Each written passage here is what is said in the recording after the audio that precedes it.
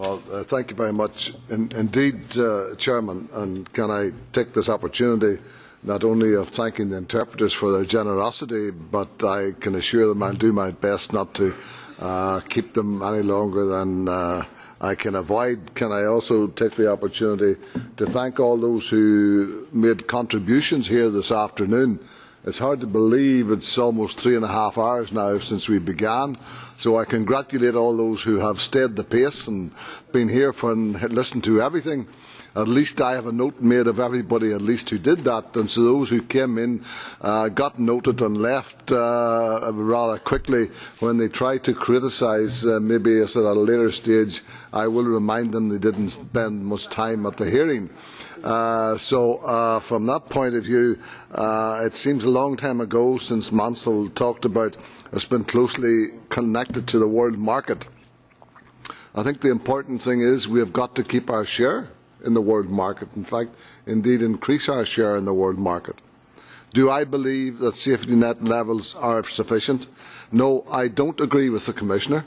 I believe safety net levels, and I don't agree with the Commissioner, and I see his cabinet members have left, but maybe you can take the message back to him. I don't agree with him that there is not a crisis, because if he was on many farms today, there is a crisis. Now, it may differ from various regions, but there is a crisis, and I have no doubt that it will not be addressed until we see what the situation is in the month of April or the month of May, when the flow of milk comes off the farms. It doesn't take rocket science to know that there is a massive problem down the stream, and we can't wait, in my opinion, until that happens. And no, we don't want to have a repeat of the quotas by the back door. We don't want butter mountains again, and we don't want to create milk lakes. But what we have got to do is ensure that we have a fair support for those who are producing. And unfortunately, it is the farmers who seem to suffer, not the retailers, not the wholesalers. And I would draw your attention to the fact that Mairead McGuinness is drafting a report on behalf of the Agriculture Committee on unfair trading practices in the food chain. And this will also be part and parcel, like your report, Mr. Chairman, of what we in this committee hopefully will do to tackle the problems that we face. There is clearly a problem. We have not used all the tools in the box that were there from the dairy package in this programme.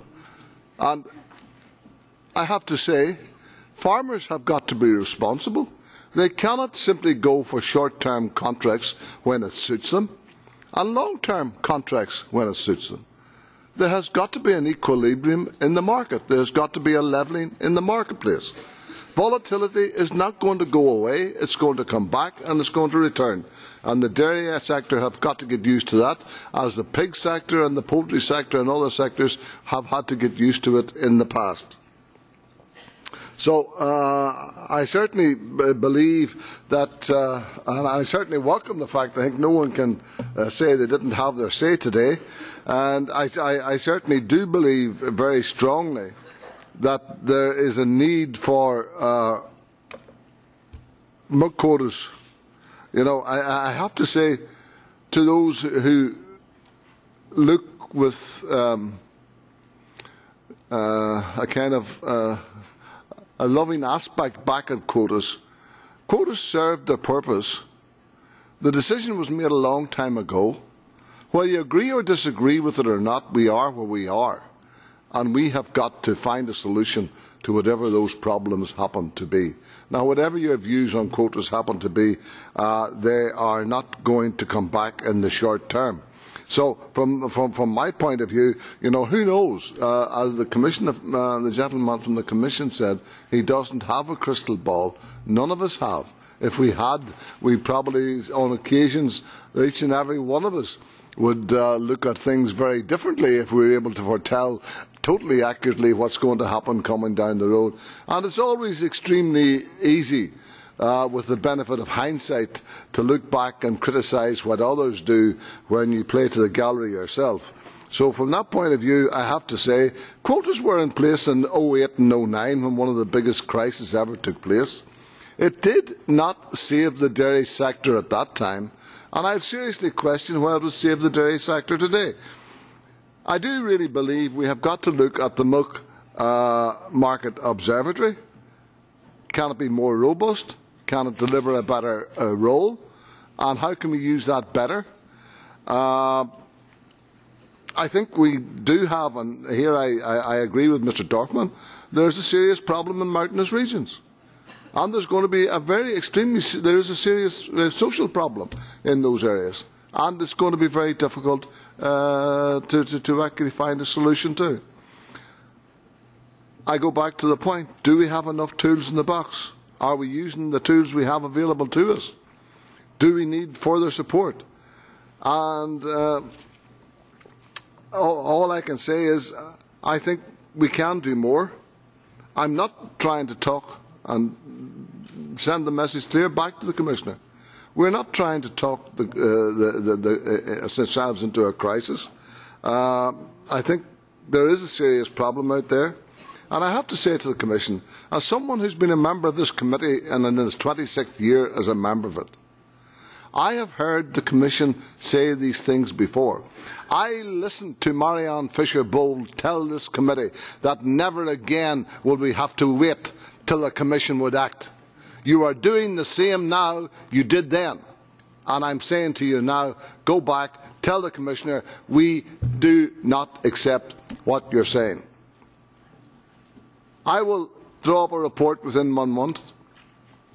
I will bring it back to this committee and we will debate it and we will try and come forward with a reasonable, sensible position. I have listened to the many views that we have said. We will gather them, and I have to say very seriously, like when I did the dairy package, I'm sorry to have to say, and I know everybody would like us to put the kitchen sink in it.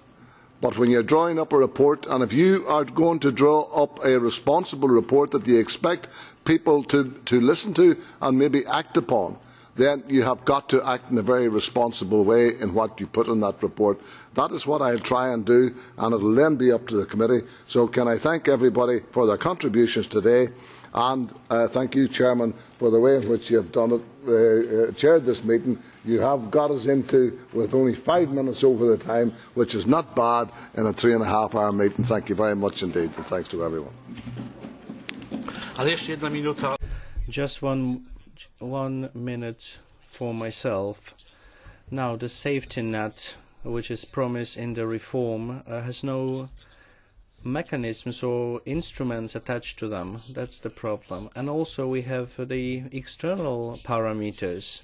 We are not able to walk safely in the environment where we have the Russian embargo or the TTIP, for example. So we have new external conditions, and I'm very happy that Mr. Nicholson knows a lot about TTIP as well, because we have to link our situation to external parameters which have more and more of a say and impact on the CAP. Now, thank you very much, all the panelists, all the members, the interpreters, and I think we have used the time allotted for this meeting in a fruitful way. Thank you.